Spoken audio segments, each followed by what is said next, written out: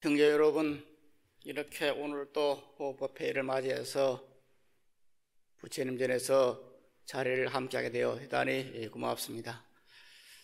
댁내 다 편안하시죠? 몸도 청안하시고요. 네. 마음이 청안해야 됩니다.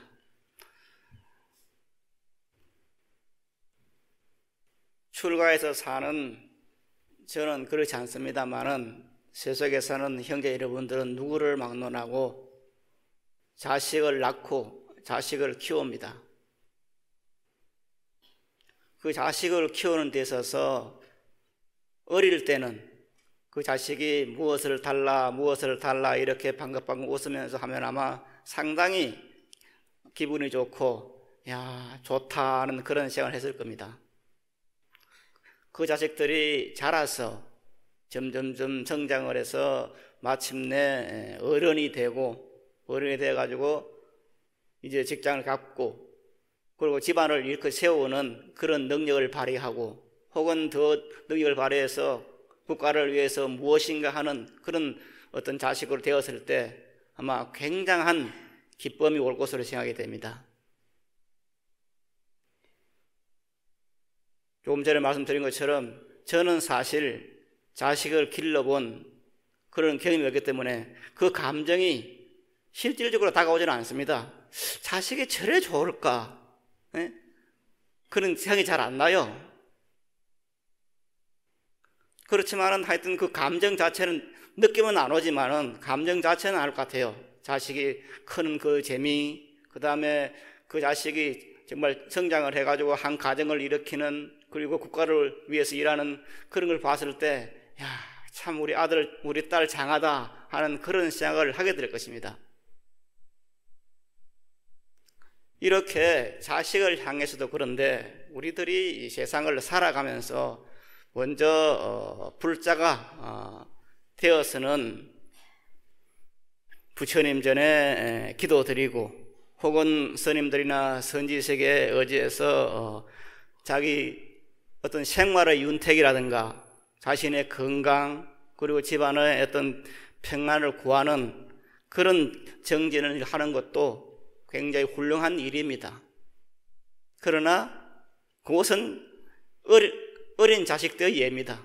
어릴 때는 이렇게 부모한테 무엇인가를 부탁하고 달라 하고 그럽니다. 우리가 처음 불자가 돼서는 이렇게 부처님 전에 무엇인가 달라 그러고 스님들의 법문도 그렇게 말을 많이 하시고 합니다.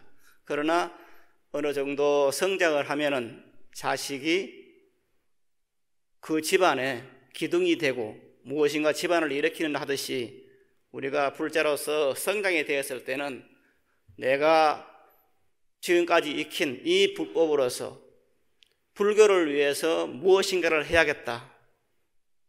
부처님의 법이 이 세상에 퍼져서 모두가 즐겁고 행복한 그런 생활을 하게 해야겠다 하는 이런 생각을 하는 것이 바로 성장된 불자가 아닐까 하는 그런 생각을 해봅니다.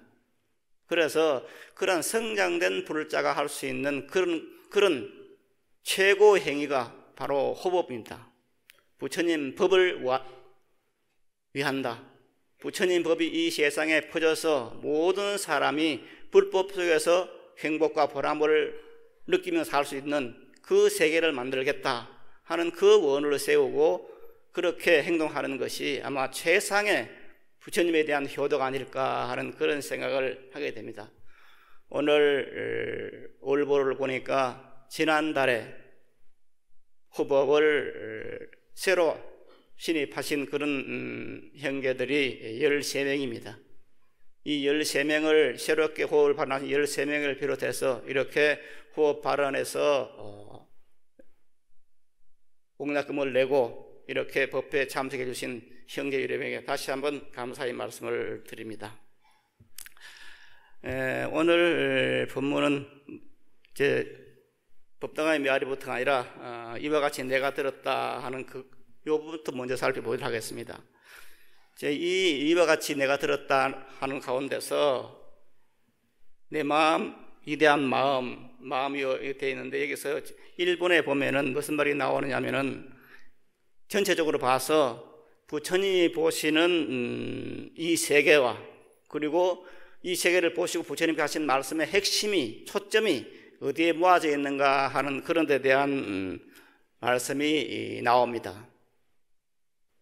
그런데 이런 부처님이 이 세상을 어떻게 보시고 그 다음에 우리들이 그 부처님의 말씀의 핵심이 무엇인가 하는 것을 생각할 때는 우리가 먼저 떠올려야 될 것은 부처님은 어디 계시는가 하는 문제입니다. 형제 여러분, 부처님이 어디에 계십니까? 물론 불광사 부처님은 불광사에 계시고 조계사 부처님은 조계사에 계시겠죠. 대부분의 사람들은 그렇게 생각을 합니다. 그런데 이렇게 이제 직접적으로 부처님이 어디 계시는가 했을 때 이제 이렇게 물어보면은 대부분이 좀 공부를 한 사람들은 내 마음에 있습니다. 그렇게 말을 합니다. 맞는 말입니다. 그런데 내 마음 가운데서 어디 곳에 있느냐 하는 이 문제가 하나 나오죠. 선문에서 말하는 것처럼 적심적불이다. 부처님이 바로 내 마음이다. 마음이 부처님이다. 하지만은 내 마음이 어디 있느냐? 내 마음 어디에 부처님이 계시는가? 이런 문제를 당면하게 됩니다. 그래서 유식에서는 불교 사상 가운데 유식 사상에서는 이제 이런 그 마음의 문제에서 마음을 여러 가지로 나눕니다.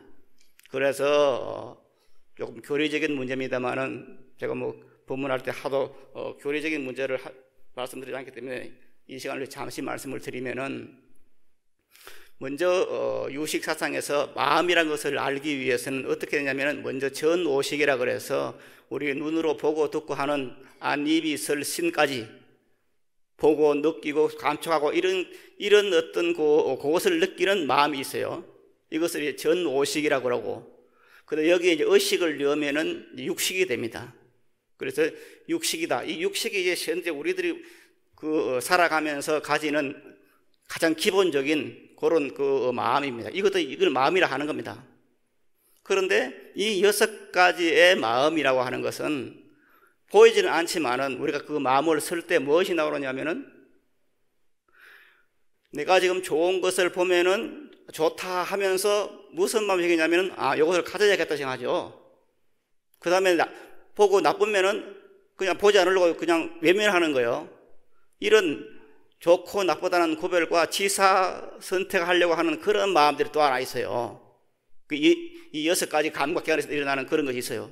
이것을 이제 제일 7식이다, 미나식이다, 그렇게 이제 말을 합니다. 말라식이다 말을 합니다. 그 다음에 이 제 7식인 말라식이라고 하는 것이 이제 세상을 살아가면서 전부 형성되는데, 그런 형성된 그 마음을 내가 보고 느끼고 한 그 마음을 저장하는 곳이 하나 있어요. 이것을 제8식이라 그래서 만화식이라, 아레야식이다 그렇게 말을 해요. 그 다음에 아레야식 위에 제9식이라는 그런 아마라식이라고 하는 백정식이라는 식이 하나 더 있어요. 물론 학자에 따라서 구식을 인정하는 사람도 있고 안 하는 사람도 있는데, 유식에서 보면 구식을 인정하면, 아마라식을 인정하면은 그 구식이라고 하는 그 마음이 있는 곳이 하나 있어요. 그것을 아마라식 혹은 구식 혹은 백정식 이렇게 말하는데, 그 백정식이라고 하는 것이 바로 뭐냐? 바로 거기에 부처님이 모으는 곳이다. 진여가 거기에 있는 것이다. 법성생명은 그 자리에 있는 것이다. 그렇게 이제 유식에서는 말을 합니다. 그래서 부처님은 어디 계시느냐 했을 때 내 마음에 있다. 불광사 부처님이 불광사에 계시는 게 아니라 불광사 부처님도 내 마음에 있다 했을 때 내 마음 가운데 어디 있느냐? 아마라식에 있다. 구식이라는 백정식에 있다. 그런데 그 마음이라고 하는 것은 그 백정식이라고 하는 것을 우리들은 볼 수는 없어요. 네? 그런데 이것을 이제 인정을 한다 하더라도 지금 그 백정식, 구식을 인식한다는 것은 쉬운 일은 아닙니다. 그래서 열심히 수행함에 의해서 이제 그 백정식을 이제 보게 되는 것인데, 이것은 뒤에 있다가 더 자세히 말씀을 드리겠습니다. 그런데 이렇게 내 마음에 있던 아니면 외형적으로 있던 이 부처님이 이 세상을 보는 데 있어서 어떤 견해를 가지고 있느냐. 부처님께서 이 세상을 다 보는데 아주 한 사람 한 사람의 어떻게 살아왔고 어떻게 살고 있고 앞으로 어떻게 되는 그런 걸 다 누진통해서 보십니다. 건히 보는 겁니다. 경에 보면은 그 천안제일 아나율 존자가 나오는데, 아나율 존자는 눈이 멀었지만은 이렇게 손바닥에 아마라까라 하는 과일을 두고 그것을 그냥 확실히 보듯이 이 아나율 존자만 해도 삼천 대천세계를 다 본다 그랬어요. 하물며 부처님께서는 더할 말이 나위가 없습니다. 모든 것을 훤히 다 보시는데 그 보시는 것이 어떤 것이냐. 이 세상에 살아가는 모든 사람들은 태어나서 늙고 병들고 마침에 죽는다, 이렇게 보신다고 하는 겁니다. 그걸 안다는 겁니다. 그런데 사람들은 이걸 몰라요. 그래서 부처님이 보신 바 이 세상이라 하는 것은 겉으로 봐서는, 이건 어떻게 겉으로입니다. 겉으로 봐서는 태어나서 늙고 병들고 마침에 죽는다. 여기서 이제 법화경의 사상으로서는 뭐가 나오냐면은 이제 그 화택이라는 말이 나옵니다. 사실 우리들은 지금 대한민국에서 이렇게 살면서 내 이웃들이 어떻게 사는가 하는 것을 봤을 때 단순하게 옥탑방이 어떻고 그 다음에 달동네가 어떻고 그 정도만 알 수 있어요. 그러나 인도를 가보면은 지금도 그렇습니다. 지금도 제가 인도를 갔다 온 것은 한 20년 전인데, 인도에서 영축산에 올라가서 밑으로 봤더니 참 부처님께서 저 중생들을 어떻게 할까 걱정이 되었다는 생각이 듭니다. 요즘도 그럴 겁니다.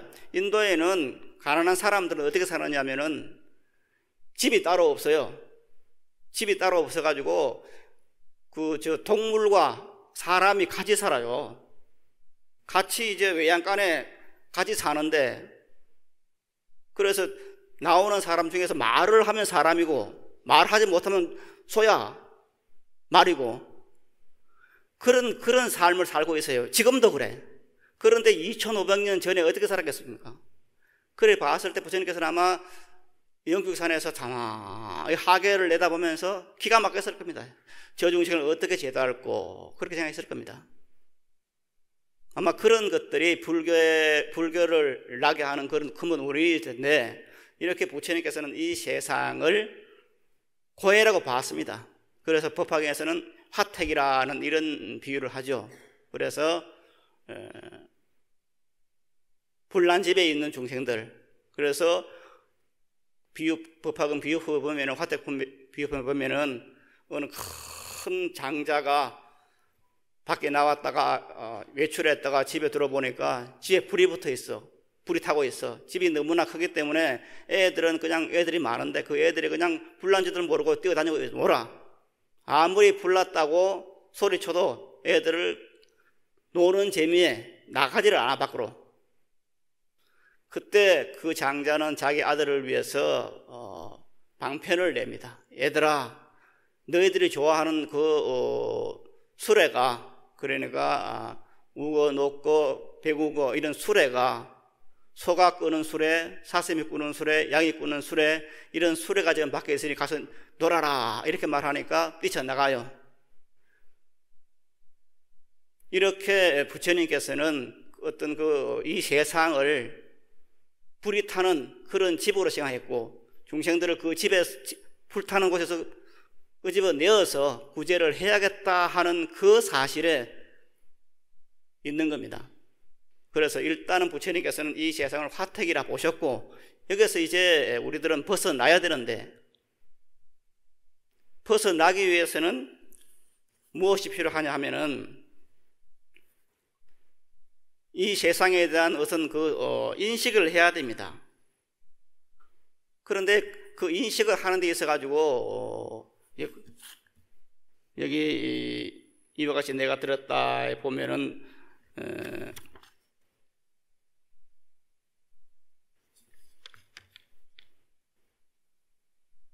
제일 먼저 나오는 것이 이제 전유경이라는 말씀인데, 전유경이라는 것은 아마 본문을 많이 들은 우리 형제들은 다 아실 겁니다. 옛날에 부처님 당시에 어느 수학을 공부했던 그런 사람이 스님이 되었습니다. 스님이 되어가지고 어느 날 공부는 하지 않고 부처님께 와서 여쭙습니다. 부처님, 이 세상은 영원합니까? 아니면 멸망합니까? 이런 여러 가지 형이상학적인 것을 물어요. 그러니까 여쭈면서 부처님께서 대답을 안 해주면은 저는 더 이상 수행하지 않고 그냥 환속하겠습니다 하고 말을 합니다. 그때 부처님께서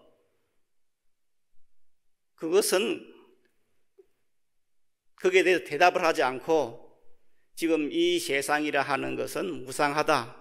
그래서 그 무상한 것을 알아야 된다. 그렇게 말씀하시면서 비유를 듭니다. 어떻게 비유를 드느냐면은, 가령 예를 들어서 어떤 사람이 화살을 맞았다 하자. 독화살을 맞았다 하자. 그때 어떤 사람이 다가와서 그 독화살을 빼려고 했을 때 그 독화살을 맞은 사람이 빼지 말아라. 이 화살이 지금 누가 쏜 것이며 그 종성은 무엇이며 무슨 독이 묻었으며 얼마의 크기로 바뀌었으며 이것을 다 알고 난 뒤에 빼겠다. 그렇게 말하면은 그 사람은 죽고 말 것이다. 그런데 그게 화살을 맞은 사람은 우선 그것을 알기 전에 그 화살을 빼야 된다. 생명을 구하기 위해서. 그래서 이 세상에 살아가면서 제일 급한 것은 뭐냐? 생사의 고통이 있는 것이다. 생로병사 우비고뇌라 그래서 이 세상에 태어나고 늙고 병들고 죽고 근심이 있고 내로움이 있고 이런 것이 지금 현재 들고 있다. 그래서 이것부터 벗어나야 된다. 이렇게 말씀을 하십니다. 그런데 여기서 경전에서 생로병사라는 말을 많이 쓰고 있고, 그 생로병사가 온다, 그러니 불교를 믿어가지고 벗어나야 된다, 이렇게 말씀을 하면은 어떤 사람들은 그렇게 말합니다. 아니, 태어나면 동자는 어차피 죽는데 뭘 그게 걱정이냐, 그냥 죽고 말지, 이렇게 가볍게 말하는 사람도 있습니다. 그런데 여기 생로병사의 고통이라 하는 이 말에는 뭐가 빠져있느냐 하면은, 생로병사라는 것이 큰 근본 고통이 하나 있는데 그것을 포함한 많은 고통이 있는 것을 포함하고 있습니다. 그 말이 무슨 말이냐면은, 지금 생로병사라는 것이 있지만은 그 외에도 우리가 세상을 살아가면서 얼마나 많은 고통이 다가옵니까? 병도 닥쳐오고, 그냥 사람과의 다툼이 있고, 자식 키우면서 아까 말씀드린 것처럼 좋은 일도 있지만은 아주 자식 때문에 속을 상하는 그런 일도 있고, 얼마나 많은 고통이 다가옵니까? 그런 고통들을 대표시켜 가지고 생로병사의 고통이 있다, 그렇게 말을 하는 거예요. 그런데 이렇게 고통이 다가오면은 벗어나려고 노력을 해야 되는데 이것은 노력을 안 하는 거예요. 우리 주변에 불교를 믿지 않는 사람들에게 가서 너가 고통스럽냐? 고통스럽다 그 말을 합니다. 그런데 그럼 벗어나기 위해서 노력을 해야 되지 않겠냐 하면은, 에이, 그거는 벗어날 수는 없어, 포기를 합니다. 그런데 부처님께서는 그렇게 말씀하시지 않았어. 벗어날 길이 있다고 했어요. 벗어날 길이. 그 벗어날 길이 있는데도 불구하고 사람들은 그 길을 찾지 않고 그저 그것이 당연한 것처럼, 생로병사의 고통, 그 많은 고통이 내한테 오는 건 당연한 것처럼 그렇게 받아들이고 있는 겁니다. 어리석은 것이죠. 그래서 이런 중생들을 건지기 위해서 부처님께서는 이제 이 전유경이라는 즉 화살로 비유하는 경이라는 말입니다. 어느 사람 동화살을 맞은 그 비유인데, 이렇게 그 수학자는 스님이 되었으면서도 계속 그런 말만 하는 겁니다. 이 세상이 무상한가, 이 지구는 지금 언제 멸망하는가, 이것만 지금 따지고 있는 겁니다. 그런데 부처님께서 하신 말씀은 그게 근본이 아니에요. 최후에 가서 부처님께서 말씀하십니다. 내가 말한 것은 말한 대로 알아듣고 내가 말하지 않는 것은 알아서 필요 없는 것으로 알아라, 이 말씀하세요. 그냥 부처님께서 하신 말씀은 전부 다 그냥 필요하신 말씀 이미 하셨어. 그리고 이 세상은 언제 멸망합니까 하는 그 말씀에 대해서는 가만히 계셔. 아무 말씀 안 하셔. 그런데 아무 말씀 안 하시면 그것은 아무 말도 안 하시는 것으로 그 말을 대답을 빌을 필요가 없다는 말입니다. 부처님께서 몰라서 하는 것이 아니라 그 말이 내가 생사를 벗어나는데, 고통을 벗어나는 데 있어서 아무런 도움이 안 되는 것이기 때문에 말할 필요가 없다. 그래서 이 지구는 언제 끝납니까 했을 때 가만히 계시는 것은, 이것은 끝나는 것도 아니고 안 끝나는 것도 아닌 그 사이예요. 그래서 들을 필요가 없어요. 그런데 세상에서는 이제 그렇게 생각 안 하고 온갖 억측을 합니다. 부처님께도 몰랐다, 혹은 이렇다 저렇다, 그렇게 논란을 일으킵니다. 이것을 불교에서는 희론이라 말을 합니다. 희론, 즉 대답이 나오지 않는 쓸데없는 이론과 어떤 그걸 세우고 다투는 겁니다. 가끔 이제 불교 TV에서 나와서 말씀을 하시는 그런 스님들의 예를 보면은 저 스님은 왜 스님이 됐을까 하는 그런 생각을 많이 합니다. 요즘은 또 사람들이 먹는 데 대해서 관심이 많아가지고 스님들이 이제 나와서 TV에 나와서 음식 자랑을 해. 음식 자랑을 막 해. 그러면서 뭘 하냐면은 이것도 수행이다 말을 해요. 에? 내가 지금 요리하는 것도 수행이다. 어떤 스님은 나와서 노래를 해. 그러면서 노래하는 이것도 수행이다 그렇게 말을 해요. 물론 뭐 그 말은 맞는 말입니다. 그러나 저는 아무리 생각해도 요리하는 것이 수행이라고 생각은 안 합니다. 아니, 저 스님 왜 스님이 돼가지고 요리하는데 저 모든 진명을 다 바쳐? 노래하는데 왜 자기 정신을 다 빼앗겨? 아까운 시간에 그런 생각이 듭니다.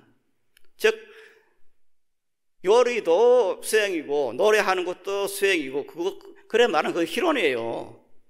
아니, 수행이라는 게 따로 있지. 조금 이따 수행이 무엇인가 말씀을 드리겠습니다만은, 그래서 우리들이 세상을 살아가는 데 있어서 제일 근본으로 생각해야 할 문제는 뭐냐, 바로 이 세상 희론을 가지고 따지지 말고 부처님께 하신 그 말씀을 믿고 생사에서 벗어날 방도를 찾아야 된다, 이렇게 말씀을 드릴 수 있는데, 이렇게 이제 하기 위해서는 어떻게 되느냐, 즉 반야경에 나오는 것처럼 능제일체고, 불법이라고 하는 것이 능히 일체의 고통을 없애주는 것이라고 하는 것을 철석에 믿고 그 고통에서 벗어나기 위해서 노력을 해야 됩니다. 이런 것을 이름해서 이제 수행을 한다고 말을 합니다.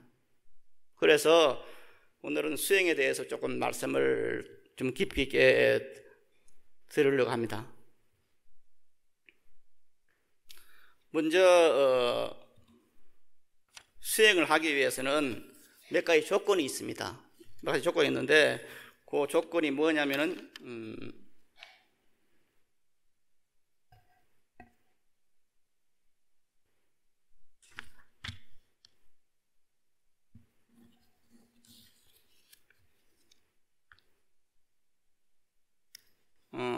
이와 같이 내가 들었다에 2번에 밑에서 네 번째 줄에 보면은 이런 말이 나옵니다. 찾았습니까?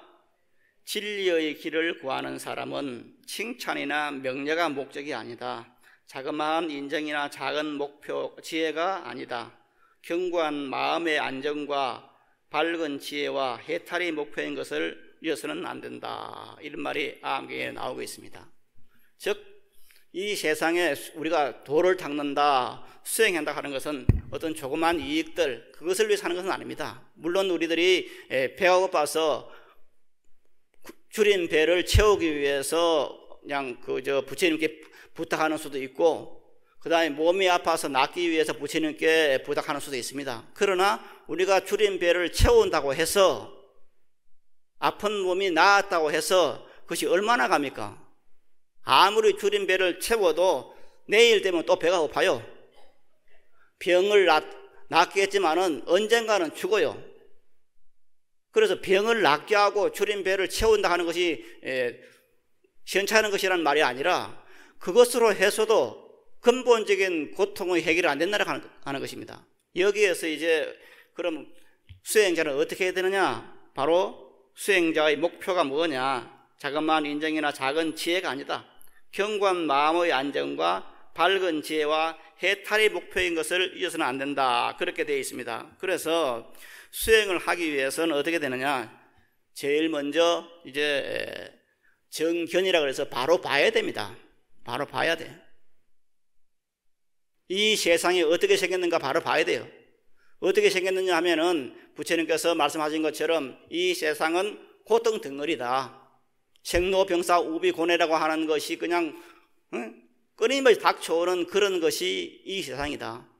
그래서 이 세상은 고통스러운 것인데, 이 고통스럽다고 하는 것을 인정을 하고 이 고통 속에 살고 있는 나는 범부라 하는 것을 바로 봐야 됩니다. 그러면 우리는 죽으란 말이냐? 그것은 그 껍데기에 나타난 것이고, 실질적으로는 그 본래의 모습은 그것이 아니다. 그것을 벗어난, 고통의 세계를 벗어난 그 세가 있다. 그 세가 뭐냐? 그 세가 바로 반야바람이라는 것인데, 그 반야바람이라는 완전 무결한 그런 세가 있기 때문에 우리가 지금 고통의 세계라 하는 것은 비진리적인 것을 붙잡고 있는 것이고, 진리적인 것을 붙잡고 보면은 그게는 반야바람이를 완전 무결한 그런 세상이 있다고 하는 것을 봐야 되는 겁니다. 벌써 오래전 일입니다만은 성철 큰 스님께서 부처님 오신 날을 맞이해서 이제 봉축법어를 내리셨어요. 그 봉축법어를 내리셨는데 그게 무슨 말이 나왔냐면은, 부처님께서는 세상 사람들을 구원하러 이 세상에 오신 것이 아니고, 잘 들으세요. 이걸 외워두세요. 부처님께서는 이 세상에 오신 이유가 일체 중생을 구원하기 위해서 오신 것이 아니고, 그 모든 중생들이 이미 구원되어 있다는 것을 알리기 위해서 오셨다. 그렇게 봉축법어를 내렸어요. 그래서 그것을 자기를 바라봅시다. 그러니까 우리 모두가 구원받아야 될 대상이 아니고 이미 구원되어 있다는 그 사실을 눈뜨게 하기 위해서 부처님께서 오셨다는 말입니다. 이게 근본이에요. 불교를 비방하는 사람 가운데 그런 사람이 있습니다. 불교는 종교로서는 좀 미진하다. 왜? 구원사성이 없기 때문에. 그렇게 말합니다. 그러나 불교에서는 불교에서의 구원은 뭐냐? 중생들이 지금 힘드니까 이것을 구원한다. 죽어서 천당, 극락을 보내기 위해서 오는 게 아니라 이미 우리가 사는 세상이 눈을 뜨어보면은, 중요한 건 이것입니다. 눈을 뜨어보면은 그 세상은 지금 우리들은 지금 극락세계에 있는 겁니다. 구원되어 있어요. 내가 지금 노력을 안 해서 눈을 감고 해서 그렇지, 눈을 뜨어보면 이 세상은 극락세계고 나는 이미 구원되어 있어요. 그게 구원이에요. 그런데 내가 지금 구원되어 있다는 그것을 보기 위해서는 어떻게 되느냐? 내가 노력을 해야 돼요. 노력을. 그것을 이름해서 우리는 수행이라고 말을 하는 겁니다. 수행을 함에 의해서 틀림없이 눈 뜬 세상이 있다, 진리적인 세상이 있는 것이다 하는 것을 우리는 믿어야 됩니다. 이걸 봐야 됩니다. 이게 정견이에요. 그래서 팔정도 가운데서 제일 먼저 나오는 것이 정견입니다. 우리가 지옥이라는 것이 있는 것을 내 눈으로 확실히 봤다면은 아마 죄를 지을 사람은 없을 겁니다. 그러나 우리는 지옥을 한 번도 본 적이 없기 때문에 가끔 가다가 어떤 사람들이 죄를 짓고 그냥 마음에 안 든다고 수락산에서 오늘 제일 먼저 만나는 사람을 죽이겠다 하고 그래서 사람을 죽이고 하는 거예요. 그 사람은 지옥을 모르는 거예요. 안 믿는 거예요. 그런데 얼마나 이 정죄이라는 것이 중요하냐면은, 바로 봐야 되느냐면은, 부처님께서는 딱 한 번을 제외하고는 다른 사람한테 출가해라 말을 안 합니다. 어찌 보면은 부처님께서는 많은 사람들에게 야, 출가하면 이런 공덕이 있다, 그렇게 말씀하신 것처럼 생각되지요. 그러나 제가 본 바에는 딱 한 번, 난타에게 한 번 했습니다. 난타라는 사람은, 제자는 부처님의 이복동생입니다. 이복동생인데, 이 이복동생인 난타가 부처님이 이제 성불 하셔가지고 가벼하게 왔는데도 불구하고 이 난타는 그냥 잠시 와서 그냥 얼굴만 삐끔 내비고는 다시 이제 자기 애인한테 가버렸어. 그 애인이 누구냐면은 이제 갑자기 또 이름이 생각 안 나는데, 하여튼 애인이 아주 절세 미인인 애인이 있어. 그래서 그 애인한테 빠져가지고 부처님한테 인사를 안 하는 거예요. 그러니까 부처님께서 말씀을 하십니다. 다른 사람씩 해가지고 난타에게 내가 좀 보고 싶다고 해라 하니까, 난타가 이제 그 말을 듣고 찾아옵니다. 찾아오니까 딱 찾아오자마자 바로 부처님께서 난타가 지금 출가하러 왔다 그래가지고 그냥 머리를 홀락 깎아버려요. 그러니까 응급질에 그 난타는 그냥 스님이 되어버린 거예요. 그러니까 그 난타는 항상 생각을 하는 겁니다. 이게 내가 스님 될 생각이 없었는데, 수행자가 될 생각이 없었는데, 아유, 형님, 부처님께서 나를 이렇게 머리를 깎고 스님을 만들어버렸으니 이게 지금 공부가 안 되죠. 그래서 항상 자기 애인만 생각합니다. 자기 애인만. 그러니까 수행이 안 되는 거예요. 그리고 그냥 그 스님 생활을 하면서도 그냥 시비만 걸지 공부를 안 하죠. 그래서 이제 그것을 이제 제자들이 말을 합니다. 부처님, 지금 난타가 지금 출가를 했는데도 저렇게 방황을 하고 자기 애인만 생각하고 저렇게 있습니다. 이렇게 말씀을 드리니까 부처님께서 그래, 난타를 다시 한번 오라 그래라. 그리고는 난타에게 이제 난타를 앞에 앉혀놓고, 왜 그 애인 이름이 생각이 안 날까? 흔히 많이 하는 이름인데, 그 애인이 그렇게 이쁘냐 하니까, 그래, 아주 이쁩니다. 이렇게 말합니다. 그래, 그러면은 그 진통으로 싹 이렇게 이제 눈앞에서 탁 이렇게 하니까 새로운 새가 나타납니다. 난타 앞에 나타나는데, 큰 산이 있고 그 산에 원숭이들이 놀고 있는데, 그게 갑자기 불이 납니다. 불이 나니까 그 산불을 피해서 원숭이들이 그냥 갈팡질팡합니다. 그래서 그 중에는 타 죽는 원숭이도 있고 그냥 반점 탄 원숭이도 있고, 그렇게 이제 그런 상황을 연출을 합니다. 진통에서. 그래서 그 모습을 보고는 난타에게 말합니다. 그래, 순다리입니다. 이름이 순다리인데, 너 애인 순다리가 지금 불에 타다 남은 저 원숭이하고 어느 것이 더 이쁘냐? 너 순다리가 저 원숭이가 더 이쁘냐? 그러니까 난타가 화를 벼락같이 내면서, 부처님, 어떻게 불에 반쯤 타다 남은 저 원숭이를 제 애인한테, 순다리한테 비유합니까? 저 원숭이에 비하면은 우리 순다리는 1000배, 10,000배나 더 이쁩니다. 그렇게 말합니다. 그러면은 그런다. 그러다 치고, 그럼 다시 또 한번 상황을 바꿉니다. 딱 이렇게 하니까 또 다른 시야가 열립니다. 바로 지옥입니다. 지옥인데, 그 지옥에는 보니까 어떤 사람이 이제 막 지옥 옥졸이 그냥 물을 펄펄 끓이고 있는 겁니다. 끓이고 있는 그것을 보고 난 뒤에 그 지옥의 옥졸에게 묻습니다. 지금 여기에 이거 뭐 하는 애냐? 묻습니다. 그러니까 그 옥졸이, 지금 사바세계에는 난타라는 스님이 스님이 있는데 그 스님이 됐으면서 수행을 하지 않고 저렇게 게으름을 부려가지고 그 난타가 지금 오면은 이 지옥 물에 튀기려고 지금 모를 끓입니다. 그렇게 말합니다. 그러니까 난타가 보니까 깜짝 놀란 거예요. 큰일 났거든요. 그러니까 또 이제 또 속 하니까 또 세계가 바뀝니다. 바뀌면서 거기는 뭐냐면은 극락세계요.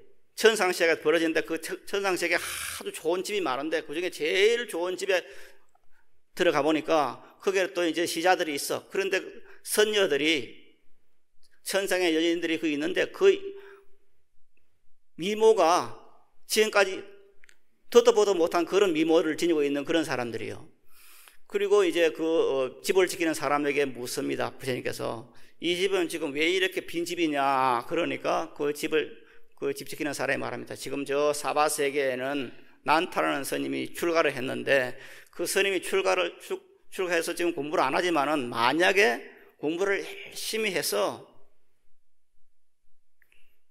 그러면은 죽어서 바로 이 천상세계에 와서 이 집에 살게 됩니다. 그리고 여기 사는 많은 여인들은 전부 그 난타의 종이 되는 겁니다. 그렇게 말을 합니다.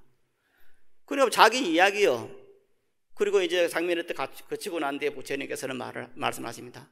난타야, 조금 전에 본 그 천상세계 거기에 있는 여인들의 모습이 너 애인인 순다리하고 누가 더 이쁘냐? 그러니까 예 부처님, 우리 순다리는 그 선녀들에 비하면 천상의 여인들에 비하면 정말 원숭이보다 더 못한 그런 존재입니다 하고 이렇게 말을 합니다. 그러니까 부처님께서 말합니다. 그래, 봤지? 너가 지금 수행을 잘하면은 어떻게 되고 못하면 어떻게 되는지 봤지? 너가 지금 수행을 잘해서 천상세계에 태어나면은 그렇게 좋은 집에서 그렇게 순다리보다는 몇천 배 이쁜 그런 많은 여인들의 시종을 받으면서 살 수 있다. 이렇게 말한 거예요. 그러니까 그때부터 난타는 신심을 발해서 열심히 수행을 합니다. 그래서 마침내 이제 아라한과를 증하게 되는데 이게 뭐냐면은 이 난타라는 사람이 조금 전에 말씀드린 것처럼 그게 부처님께서 딱 한 번 출가시킨 사람이요. 억지로. 출가하지 않으려는 사람을 억지로 출가시킨 딱 한 번이에요. 그리고 부처님께서는 결코 다 생활하면서 아무나 보고 너 출가해라 그런 말 하지 않아요. 그래서 이제 이렇게 성달에 살다 보면 스님을 살다 보면은 가끔 비구니들이 그런 말을 잘해요. 아무나 보고 출가하라 그래 비구니들은. 그래서 가끔 보면 그 사람 출가하고 나면은 그 집안 어찌 되는데? 응? 어떤 보살이 출가해버리면 남편은 어떻게 돼? 자식은 어떻게 돼요? 그건 안 되잖아요. 그런데 출가하라 그래.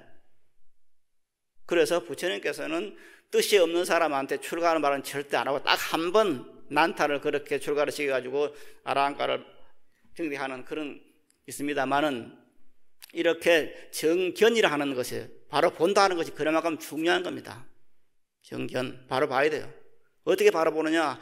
이 세상이라고 하는 것은 무상하고 고통이 있는 그런 세계요. 비진리의 세계요.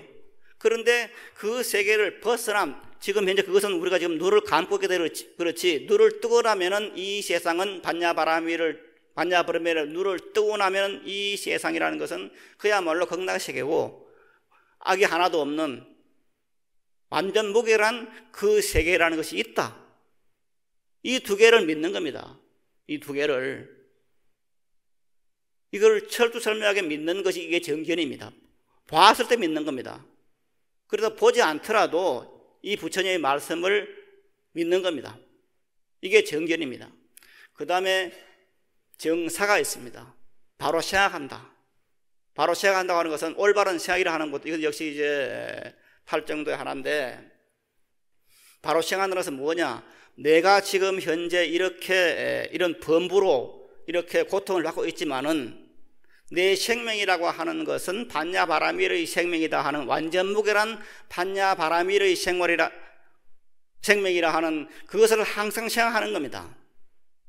내가 지금 고통스럽다 하더라도 내가 지금 반야바라밀의 생명인데 이게 지금 눈을 감고 있어가지고 반야바라밀의 생명이 나타나지 않는 것이다. 그래서 눈을 뜨면은 반야바라밀의 생명이 나타나면은 그 즉시에 내 생활은 바뀐다 하는 밝은 생활이 된다는 그것을 항상 생각하는 겁니다. 그것은 뭐냐? 그렇게 되었을 때 어떤 마음이 생기느냐면 감사한 마음이 생기는 거예요. 감사한 마음이. 적어도 우리가 세상을 살아가면서 이 세상에 태어나서 다행이다, 고맙다 하는 생각이 있어야 됩니다. 그런데 많은 사람들이 그 생각을 못해요. 어떻습니까? 세상을 살아가면서 눈을 뜨고 나면은 오늘 6월 양력으로 6월 초하루인데 참 좋다. 예? 녹음이 그냥 우거진 이 세상이 참 좋다. 그런 생각이 듭니까? 부모님에 대해 고마운 것을 생각합니까? 많은 사람들이 젊은 애들 더하고 이 세상에 내가 왜 던져져가 이 고생하냐 그렇게 생각을 합니다. 저도 상당히 오랜 세월을 그렇게 생각을 많이 했습니다. 왜 태어나서 이 지겨운 세상에 왜 태어나서 내 이 고생을 하는가 그런 생각을 참 많이 했습니다. 그래서 어떤 때는 그랬습니다. 지금도 그것을 어디 적어놓은 적이 있는데 지구야 멈춰라, 내리고 싶다 그렇게 생각도 했어요. 그런데 어느 날 그것이 아니고 이 세상은 살만한 곳이고 온갖 희망과 용기와 그리고 즐거움이 가득 찬 그런 세상이라는 것이 눈이 뜨게 되는 거예요. 그렇게 되었을 때 부처님에 대한 감사가 나오는 거예요. 부처님 고맙습니다, 이게 나오는 거예요. 그럴 때 부처님 고맙습니다, 감사합니다, 무슨 부모님 고맙습니다, 감사합니다 하는 마음이 나왔을 때 어떻게 되느냐, 내 주변에 감사한 일이 그냥 막 두루룩 쏟아지는 거예요. 저는 이것을 이제 밝은 마음이라 말하는데, 반야바람의 마음, 밝은 마음이라 말을 하는데, 저는 소시 때도 그렇고 얼마 전까지도 그런 게 있습니다면 부처님의 말씀을 경을 읽고 연불 하고 삼선하고 이런 것은 알았습니다. 그건 확실히 알았어요. 참선하면 어떻고 연불하면 어떻고 그 다음에 경을 연구하고 경을 읽으면 어떻다는 그 공덕을 알았어요. 그런데 내가 지금 현재 밝은 마음을 가지고 있으면은 내 현실 생활에서 밝음이 그냥 발현한다, 그대로 그냥 실현되고, 어두운 마음을 갖고 있으면은 내 주변에 어두운 것이 그냥 나타난다 이 사실을 몰랐어요. 그래서 연불을 한다고 하면서도 그냥 연불만 했지 내 생활이 밝아지지 않는 거예요. 참선을 하면서도 그냥 어두운 것을 빠져들어 있는 거예요. 참선을 하면서도 그렇고 연불을 하면서도 그렇고 다른 것을 하면서도 마찬가지로 어떤 일이 벌어지느냐, 내가 지금 현재 밝은 생각을 가지고 있으면은 밝은 현실이 나타나고, 어두운 생각을 가지고 있으면은 어두운 현실이 나타나는 그 사실에 눈을 떠야 됩니다. 그래서 우리가 마반야 바라미를 염송하자 하는 것은 뭐냐, 마반야 바라미라는 것은 밝음입니다. 그 밝음이라는 것을 항상 가지고 있다는 말입니다. 내가 지금 밝은 생활을 하고 있다, 내 생명이 부처님 무량공덕 생명이다 하는 그 말씀들을 가장 짧게 말하는 것이 뭐냐, 마반야 바라밀이에요. 마반야 바라밀이라는 그 말에는 이렇게 온갖 밝음이 꽉 차 있는 거예요. 그럴 때 내 삶이 밝음으로 현상화되는 거예요. 현실화되는 거예요. 이것을 이름해서 이제 정사다 말합니다. 바로 생각하는 거예요. 그 다음에 이 정경과 정사 다음에 나오는 것이 정수입니다. 바로 닦는 겁니다. 바로 닦아야 돼요. 바로 닦는 것이 무엇이냐, 우리가 이제 마반야 바라미를 염송을 하고 그 다음에 참선을 하고 그 다음에 기도를 하고, 이 모든 것이 정수입니다. 바로 닦는 겁니다. 이 바로 닦기 위해서는 어떻게 되느냐, 지금 아함경에 나왔던 진리를 구하는 사람은 칭찬이나 명예가 목적이 아니다. 자그마한 인정이나 작은 지혜가 아니다. 견고한 마음의 안정과 밝은 지혜와 해탈이 목적인 것을 잊어서는 안 된다. 즉 먼저 정수를 바른 길을 닦기 위해서는 먼저 안정된 마음의 안정, 이것을 이제 선정이다 말하고 정이라 말하죠. 정해 들어야 됩니다. 온갖 어떤 그 망상들을 없애고 고요한 마음에 드는 겁니다. 이게 정입니다. 우리가 보통 이제 법문을 시작하면서 정에 들겠다 하는데 그 정이라는 것이 잘 잡히질 않아요. 그럼 정이 뭐냐? 어떤 것이 정이냐? 마음의 안정이냐? 하나만 지금 같이 형제 여러분 더불어 같이 한번 시험을 해보겠습니다. 다 같이 오른손을 가지고 왼손에 맥을 하나 짚어보세요. 왼손에 있는 맥을 엄지손가락의 저 위에 있는 맥을 짚어서 알죠? 맥을 짚었습니까? 자, 맥박을 그 맥이 뛰죠? 이것을 지금 세어봅시다. 한번 세어보세요. 딱 50까지만 세어보세요.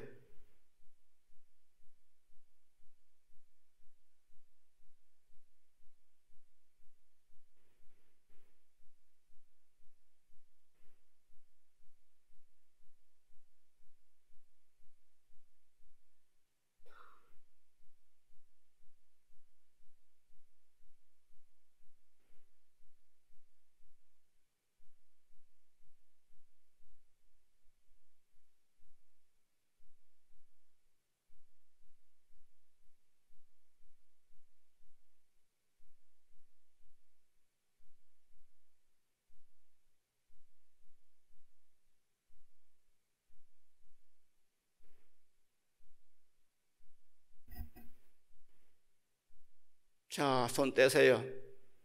한 40-50번 세웠죠?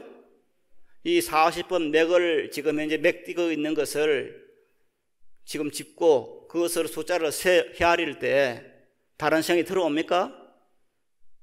집에 고 세는 동안에 집에 가스가 잠겼는가 안 잠겼는가 이게 생각이 납니까? 안 나죠? 바로 이렇게 일체를 탈걸 다 죄버리고 이렇게 손바닥에 있는 이 맥을 세듯이 거기에 집중을 해서 온 생각들을 다 놔버리는 이것이 정의 상태입니다. 마음이 안정된 상태예요. 그런데 이 마음이 안정된 상태를 오래 계속 하면 어떻게 되느냐? 조금 전에 말씀드린 그 제9식, 아마라식, 백정식 여기에 도달을 하는 겁니다. 거기에. 그런데 그 백정식에 도달하는 그것은 장소가 어디냐? 장소가 지금 부처님이 어디 계셔있을 때 부처님은 내 마음에 있다 하면서도 또한 나의 마음이 있기 때문에 이 허공에 가득 찹니다. 이 허공 가운데 부처님 가득 차 있어. 그런데 그것을 특정한 곳으로 말하면 백정식에 계시는데 부처님은 그 백정식이라는 것은 참 내가 지금 생각하는 이 겉으로 뜨는 이 마음 참 밑바닥에 있어요. 이 마음을 지금 뚫고 들어가야 돼요.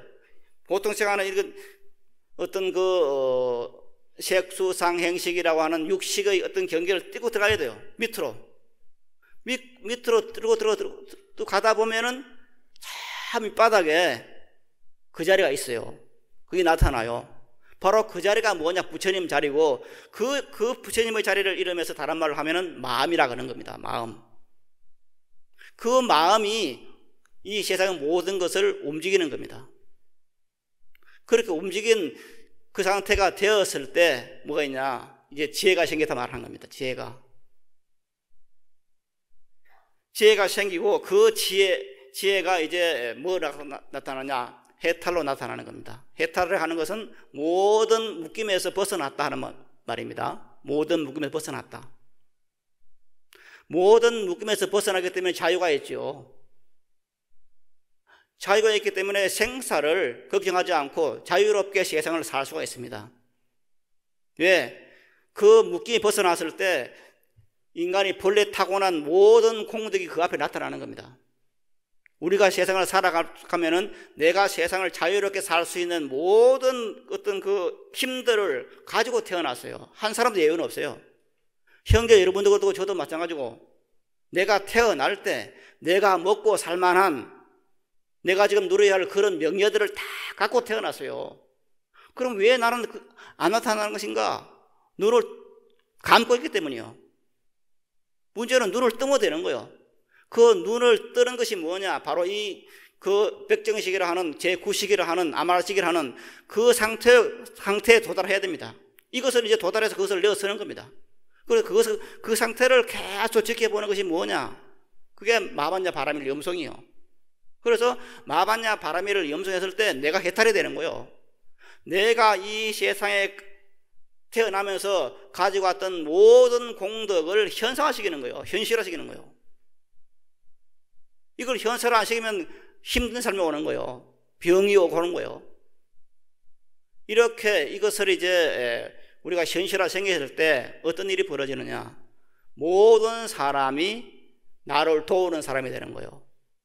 우리가 관세음보살에게 연부를 하면, 관세음보살을 부르면은 관세음보살이 이렇게 무슨 약봉지를 꿈에 약봉지를 줘서 병이 낫는다, 막 그런 말도 많이 들리죠. 그런 말도 있습니다. 그럴 수도 있어요. 옛날에 6.25 때입니다. 6.25 때인데 해인사에 수학여행을 갔어. 6.2 전에. 그런데 나반존자가 제일 유명한 절이 어디입니까? 우리나라에서 나반존자 기도가 제일 유명한 절이 어디예요? 그런 데서는 참 약하네, 우리 불광행자들이. 운무사 사리암이 대한민국에서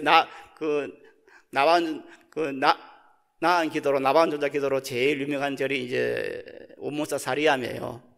운무사에서 한 시간 좀 걸어가면 사리암이 있는데, 그 사리암의 그 나반존자인데, 그 나반존자가 원래 이제 빈두르존자를 그렇게 이제 신통 제일인 빈두르존자를 그렇게 표현했다고 말하는데, 이 나반존자 이야기를 들으면서, 나반존자 그러니까 그 사람은 수학여행 가서 설명하는 스님 말을 들으면서 나만 좋다 그래 들었어, 나반존자를.